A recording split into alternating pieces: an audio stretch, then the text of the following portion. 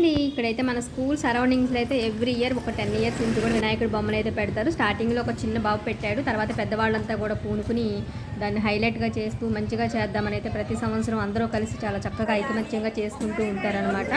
3వ రోజు కానీ 5వ రోజు కానీ నిమజ్జనం చేస్తూ ఉంటారు. సో అందరూ కలగలిసి ఐకమత్యంతో అయితే చేసుకుంటాము. అక్కడ ఆడవాళ్ళు, మగవాళ్ళు, బజార్లో వాళ్ళు ప్రతి ఒక్కరు చిన్న పెద్దతో సంబంధం లేకుండా వస్తారు.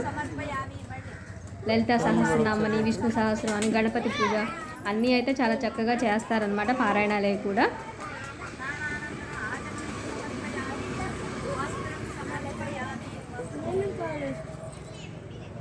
మా బజార్ విఐపీలు అనమాట. ఈ పిల్లలందరూ కూడా ఎక్కడ చూసినా వీళ్ళదే పెత్తనం, వీళ్ళదే హవా, అన్ని చోట్ల వీళ్ళే ఉంటారు.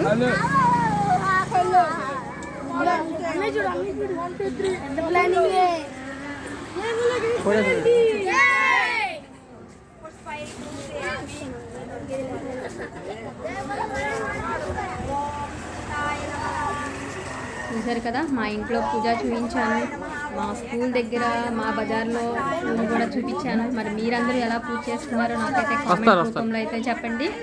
అండ్ నెక్స్ట్ మా నిమజ్జనం కూడా, మా బజార్లో జరిగే నిమజ్జనం రోజు కూడా ఇంకొక వీడియోతో నేను మీ ముందుకు వస్తాను.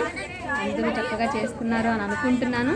Thank you for watching. Please like and subscribe. Thank you.